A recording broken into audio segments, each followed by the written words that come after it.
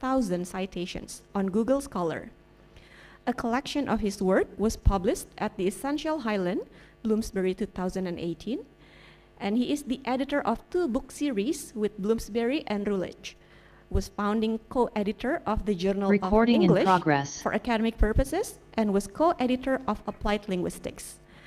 In his session, which will be 40 minutes, that consists of 30-minute presentation and 10-minute Q&A session, he's going to talk to us about what we write, the role of writing in the academy. Without further ado, let's welcome Professor Ken Hyland. Right, good afternoon, and thank you for the introduction. Thanks for the invitation too. I'm sorry I can't be in Indonesia today. The journey was frighteningly long, but I do wish you well for the conference. My title is rather bold, but I wanted to get your attention. In this talk, I want to challenge the widely held view that writing is marginal to the more serious aspects of university life, like doing research and teaching students. I want to say instead that universities are about writing, and that specialist forms of academic literacy are at the heart of what it means to work or study in them. Now, Becher calls communication the lifeblood of academia, because no new discovery, brilliant insight, useful invention has any significance until it's made available to others. No student can successfully graduate without submitting written work, and no university or individual is going to get credit for research until it's been published. So it's the way that we construct knowledge, display learning, and negotiate a career. I'm going to talk about 3 aspects of the importance of writing under the headings of education, knowledge, and reputation. But first of all, why is there such an interest in academic writing? And I think this is for 3 reasons. First of all, many countries have greatly expanded their higher education.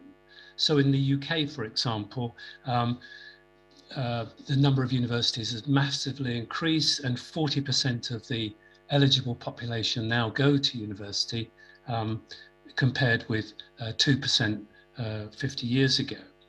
In China, in 2000, there were 2,000 universities in 2002 and 4,000 in 2005, with the number of students doubling over that period.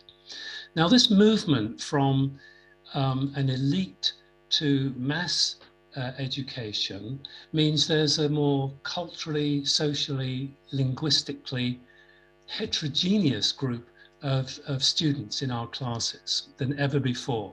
And these learners bring different identities, understandings, and habits of learning to their studies. Often their previous learning experiences don't really equip them for the writing demands that face them at university. The second reason for being interested in university writing is funding cuts. So in the UK, for example, this slide shows a shift away from government funding towards student fees. So student fees, that's the light green bar, now account for over 60% of universities' income, with 600,000 international students contributing about £11 billion a year. So there's a greater dependence on student fees in many countries. Now, when students become customers, they expect more from their courses. They're paying for what they get. So universities are now giving greater attention to teaching and learning. And I think writing is often a key part of this. The third reason for the interest in academic writing is the emergence of English as the international language of research and scholarship. It's reckoned that about 1 billion people now speak English, with half the world's population predicted to be speaking it by 2050. So English is now really a basic academic skill for many people rather than just a language. So countless students and academics around the world have to gain fluency in the conventions of English academic writing to understand their disciplines, establish their careers, and successfully navigate their learning. So I'm going to look a bit more closely at these things now, starting with education. So writing is really at the heart of what it means to of teaching and learning. It's the way that students both consolidate and demonstrate their understanding of their subjects. Now, obviously, there are differences in university writing, but it conforms to a single institutionalized literacy, which differs dramatically from the kinds of writing that they do at school or at home. It's what Ron Scollon once called an essayist literacy. And many students find this, this kind of writing alien, mysterious, threatening, because their familiar ways of writing are often not valued when they get to university. They have to learn a completely new way of writing. Now we have to remember that writing isn't just putting words on a page or on a screen. It means engaging with others. It involves creating a text that we assume our readers will recognize and expect, while reading involves drawing on assumptions about what the writer is trying to do. The problem is that academic writing requires very different expectations. So to achieve coherence, students need to be familiar with the academic conventions. These are very different. So in our everyday use of language, we represent things as we see them, so that events unfold one after the other in time, and people do things, they're agents. Michael Halliday calls this a congruent representation. We write things as we see them. Now, academic writing turns this natural way of expressing ourselves upside down through an incongruent use of language.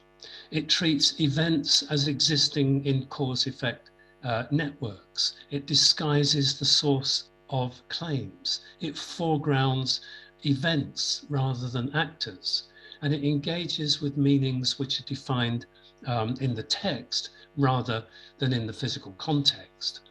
Now, as if this wasn't bad enough, ways of organizing ideas and structuring arguments in English often creates serious problems for students. So compared with many languages, academic writing in English tends to be more explicit about its structure and its purpose. You're supposed to spell things out very clearly. It uses more citations.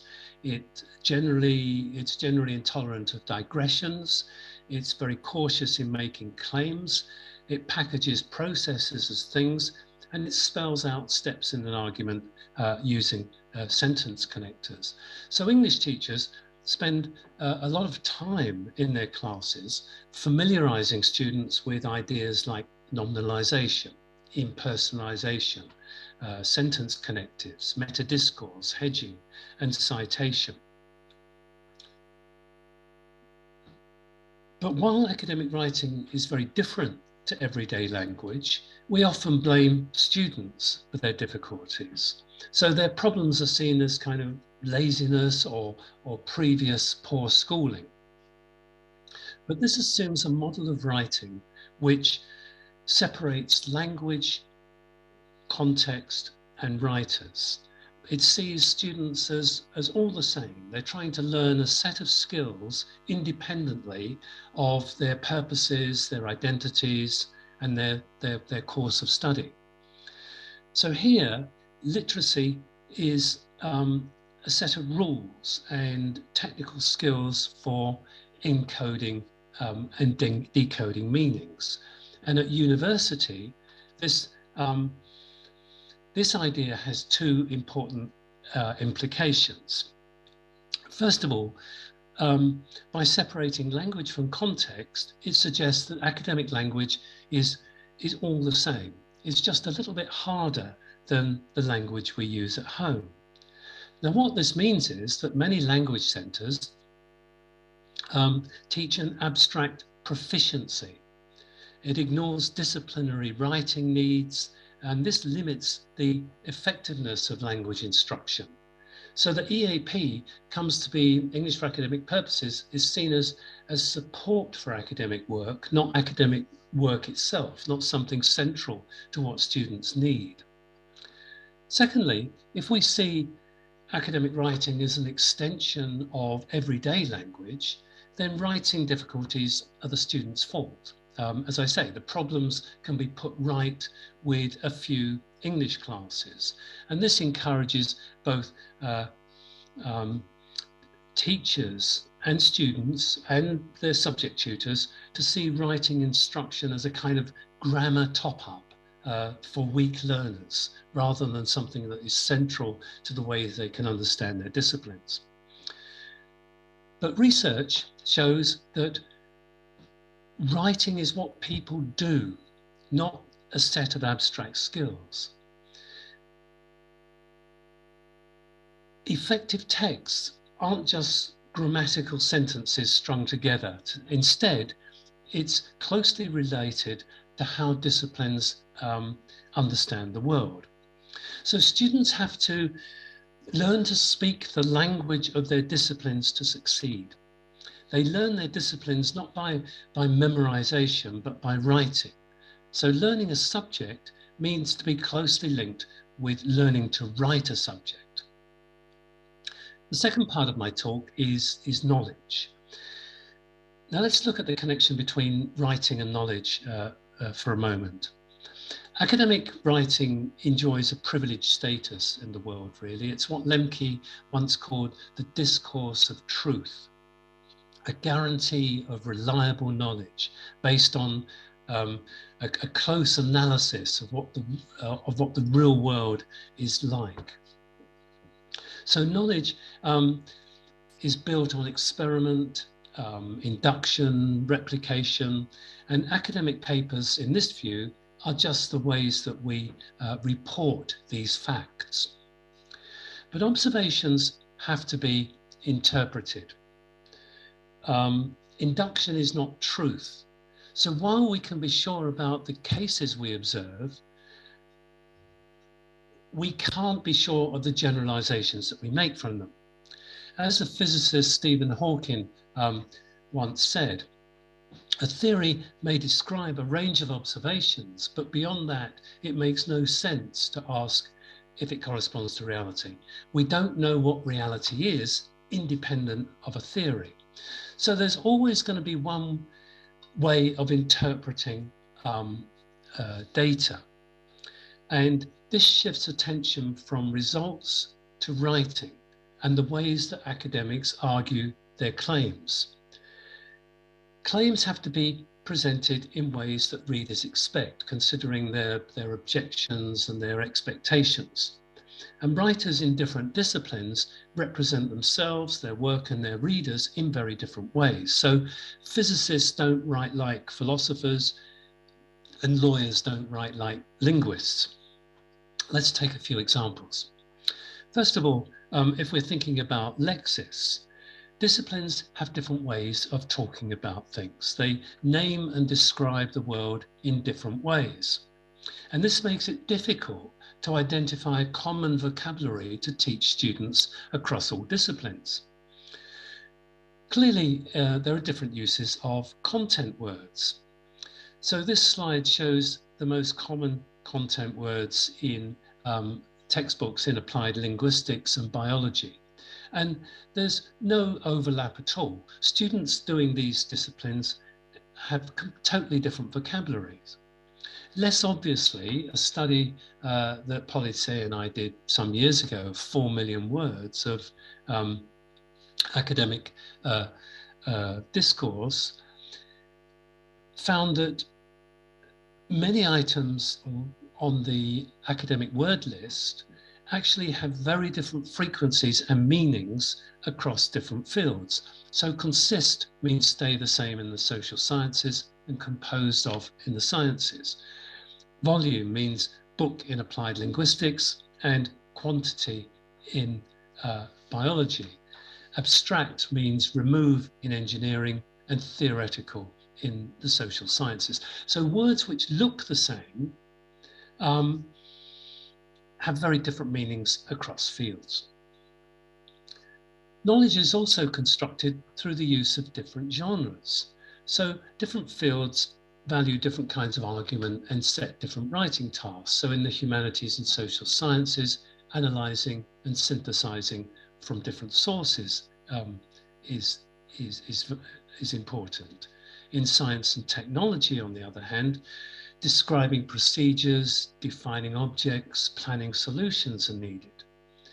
We also know that different fields make use of different genres, so that in their large-scale corpus study of 30 disciplines in UK universities, Nessie and Gardner found 13 different genre families, ranging from essays through explanations, narrative, problem questions, and these differ considerably in their social purpose, in their structure, and in the networks they form with other genres.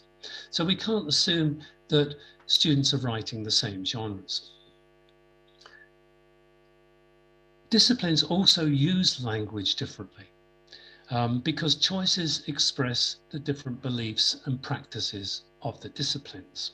So this table shows a few of these differences based on 240 research articles from the top journals in 8 fields. This is 1.5 million words. Most predictably, we find that authors in the soft knowledge disciplines intrude into their texts through the use of I or we almost 3 times more frequently than scientists. And this allows them to claim authority through personal conviction. This is my work, and to emphasize their contribution. But while self-mention can create a strong author in the social sciences, scientists generally downplay their personal role to establish the objectivity of what they report. So they're concerned with generalizations rather than individuals. And this is done by distancing the writer from their interpretations. And English teachers recognize this and spend a lot of time teaching students how to be objective in their writing through things like the use of the passive, the use of dummy it subject, it was found that, it is believed that, and the use of abstract rhetors, or attributing agency to inanimate things like results or tables or figures and so on. So scientists rely on the persuasive force of lab procedures rather than their writing, or this is what they claim. Similarly, citation practices also differ enormously, and this reflects the extent that writers can assume a shared context with readers. Science produces knowledge through cumulative growth. That is, problems emerge from earlier problems, step by step. Writers can rely far more on readers getting the significance of what they're talking about without extensive referencing. The readers are often working on the same problems. They're familiar with the earlier work. It doesn't need to be cited. In the humanities and social sciences, on the other hand, research is less direct. The literature is far more dispersed. It comes from different areas, and the readership is more heterogeneous. You often don't know who you're writing for. So writers can't presuppose a shared context. They have to build one far more through citations. The table also shows that hedges and boosters also indicate disciplinary differences, with both occurring more frequently in arts and humanities papers. Now, hedges, of course, are devices which withhold complete commitment to a proposition. They imply that a claim is based on the writer's plausible reasoning rather than certain knowledge, while boosters stress certainty and a commitment to statements. Now, because they represent the writer's direct involvement in a text, they're what the writer believes about the claims, they're twice as common in the social sciences than in the hard sciences. Now, one reason for this is that in the soft fields, there is less control of variables, more diversity of research outcomes, and fewer clear bases for accepting claims than in the sciences. Writers can't report research with the same confidence of shared assumptions. So papers rely far more on recognizing alternative voices. Arguments have to be expressed more cautiously, using more hedges. But because methods and results are open to question, writers also use more boosters to establish the significance of their work through using forms like definitely, prove, certain, and so on. In the hard sciences, facts are supposed to speak for themselves, and writers disguise their interpretations behind linguistic objectivity. They put a greater weight on the methods, the procedures, the equipment that they use, rather than the arguments, to suggest that results would be the same whoever conducted the research. It's not supposed to be important. So modal verbs, so less frequent use of hedges and boosters is one way of minimizing the researcher's participation, the explicit part in the text.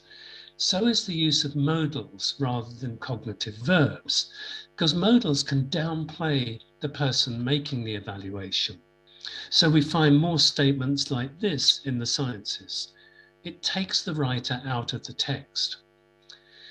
In the humanities and social sciences, however, we find more statements like this, using cognitive hedges, which really express the writer's personal beliefs and commitments in a text.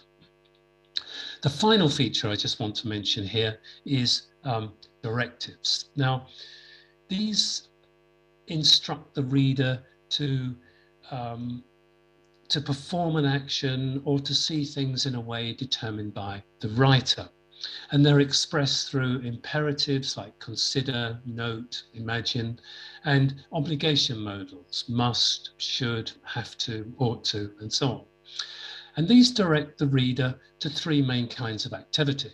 So textual acts direct the readers to another part of the text or another text altogether. Physical acts direct readers how to carry out some action in the real world. We often find them in methodology sections. But cognitive acts instruct readers how to interpret an argument, explicitly positioning them by getting them to consider or believe or accept some argument in the text. Now, these cognitive acts are not only more frequent in the science text, but they also function differently. So while directives represent a writer's explicit intrusion into the text, I'm telling you what you should do, we might expect them to be more frequent in the soft fields, but they're also a very risky strategy because they instruct the reader how to see things in a certain way. So 60% of directives in the soft knowledge text direct readers to a reference or a table rather than telling them what to do or how they should understand an argument. So examples like this are very common. These are very kind of unthreatening kind of directives. Those in the sciences, however, largely guide readers explicitly through an argument, emphasizing what they should attend to and how they should understand it. So examples like these are very common. This is because, once again, science follows a linear progression, which means arguments can be expressed in presupposing a lot of background. Directives then allow writers to cut directly to the heart of technical matters, while arguments need to be made more explicitly and elaborately in the soft fields. Okay, I've argued that writing is important to teaching and creating knowledge. The third outcome of academic writing is, of course, reputation. Writing is crucial to building visibility and establishing a reputation in the academic world. Being successful in publishing can get you tenure and promotion. It can also bring you a wider audience and help you to have a greater say in your field, to set standards and research agendas. Academics might get invited to give plenary talks or sit on government committees and write for national newspapers and so forth. Now, academics write, I think, research to understand things. They're curious, but recognition is important, and they publish also for career reasons, of course. But academic publishing is fiercely competitive. Competition is supposed to be an incentive to create knowledge, but publication is used as a measure of worth and a key to promotion and tenure.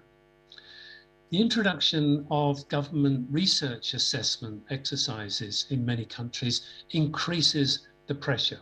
So a study reported in the Times Higher Education Supplement said that academics suffer levels of psychological distress higher than those of doctors and nurses in accident and emergency units in hospitals.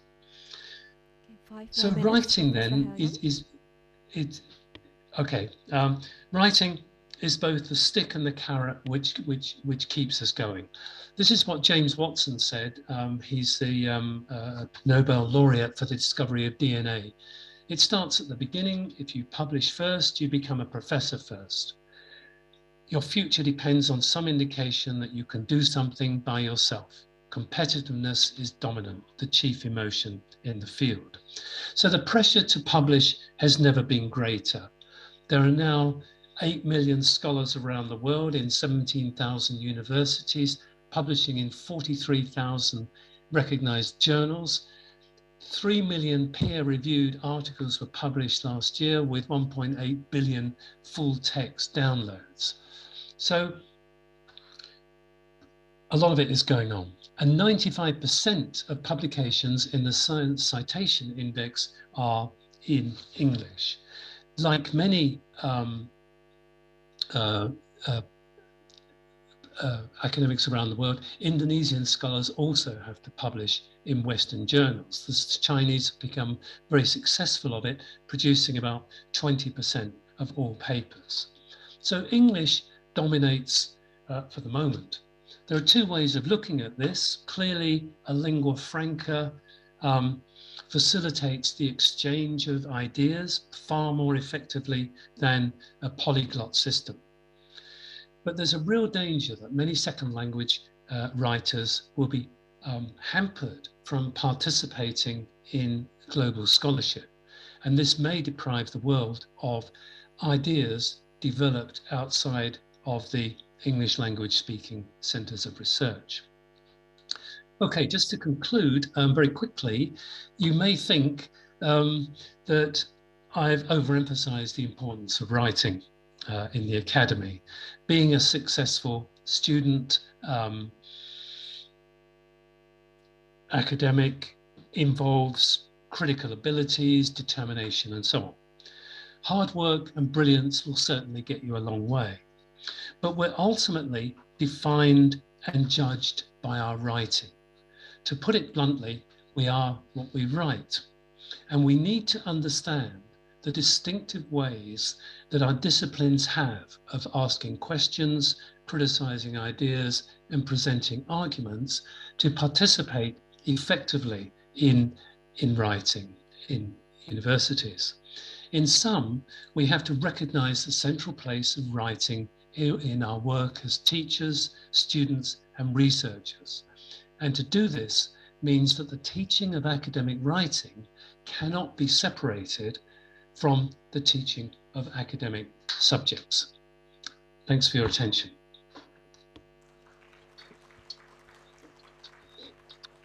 Thank you very much, Professor Hyland, for the insightful presentation. Now we have come to the Q&A session. So if the online participants would like to ask questions, you can just type your question in the chat box. And for the offline participants, if you would like to ask the question, you can raise your hand.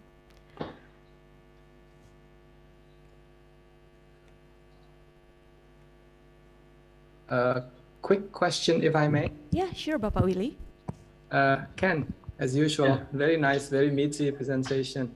I just have one simple question about the one of the table that you shared with us. The self-mention in humanities is a lot more than, you know, in the sciences. By self-mention, do you mean self-citation? No, I mean the use of I and we. Oh, I see. Okay. So referring to yourself. Yeah, self-citation was also on the table, but I took it out because for time reasons. So yeah, thanks for the question. Yeah.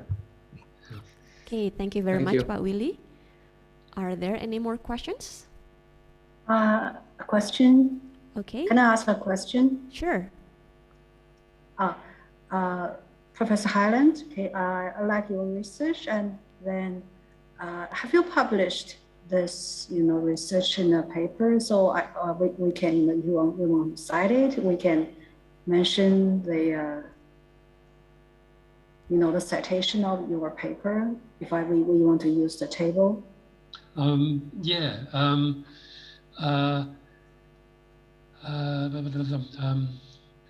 I think this is really pulling together different papers of mine. Oh, okay, okay. I'll try and find that table and the paper it's in, and I can send it to the organisers, or you can write to me and I'll send it to you.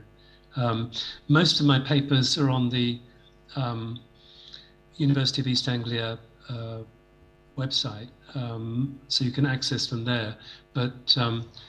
But yeah, I can send you that paper. Not a problem once I find it. But thanks for your interest. Thank you. Okay, thank you very much for the question.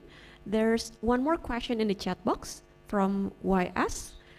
Would you please suggest some references for improving academic writing?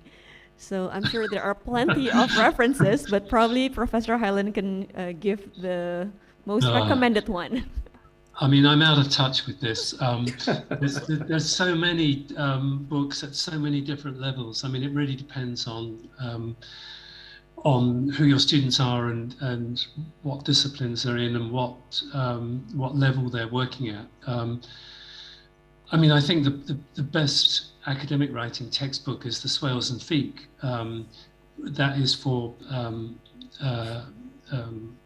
students at university, and it really is, you know, it's a research-based textbook. But there are lots of others, and you know, it's probably not a good idea to jump straight into the most difficult stuff straight away.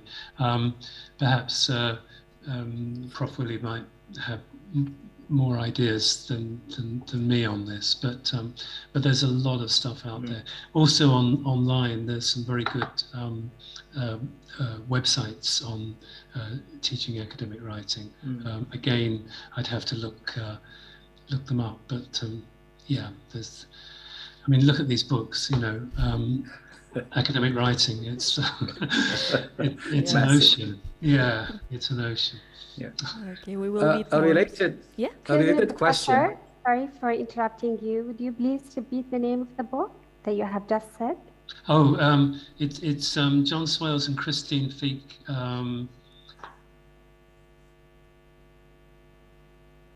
It's the University of Michigan Press, but I can't remember the name of it. It's something like academic writing for graduate students, something like that. Okay. So it's a higher level book, but it really is, and I learned a lot from it myself. It's a very helpful book. Yeah. Yes, what you just said is very interesting, Ken. You learn it yourself, and that brings up the question of what aspects of academic writing can we really teach, and what aspects the students will have to learn on their own? I mean, that is a question that a lot of people have been asking, actually. Can we really teach academic writing? I don't want to end on a depressing note. But yeah, I mean, students have to work themselves. I mean, very often teachers put more effort than students into learning. And with a course of 24 or 30 hours, you know, it's very limited what we can do. I mean, I think technology helps. I think having a website and wikis and getting students to write for each other, you know, helps. And I think corpora help, you know, understanding what expert writers do with language, the kinds of choices that they make, and what is possible, what is effective, is very useful. It's yeah, we can't do it all, and the students need to be motivated, as you say. Yeah. I've heard a piece of advice. I'm sorry to ask you more questions. I don't know if you agree with this piece of advice. If you want to write like Ken Hyland, for example, because he writes very well. So what you do is you just read all his works, all his 100 or 1,000 articles, and try to appreciate the style, the words that he uses, and the way he structures his lesson. I think that helps to some extent. That's basically how I learn academic writing. I mean, I think as a native speaker, I didn't have any instruction in it, but when I read papers, I thought, oh, that's a great way of expressing something, right? You know, I'll borrow that. So this is kind of bordering on plagiarism, maybe, but there are phrases, you know, which I like and which I used and which I thought were effective. So I think read and take inspiration and ideas and phrases from other writers that you admire. Yeah, I think that's a good piece of advice. Thank you. Yes, this has been a very interesting session, and I can see there are still many questions in the chat box, but sorry, due to the time limit, not all of them can be addressed.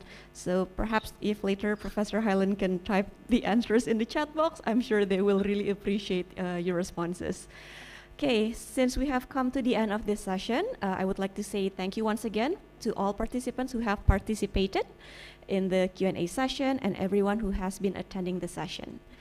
So once again, thank you very much, Professor Hyland. And for the participants, feel free to proceed to your next sessions. And for the next agenda, we will also have TEFLIN business meeting.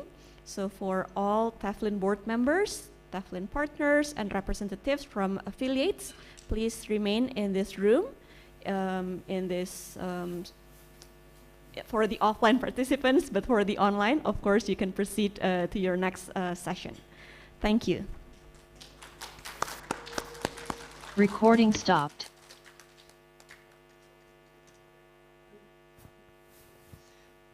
Mm-hmm.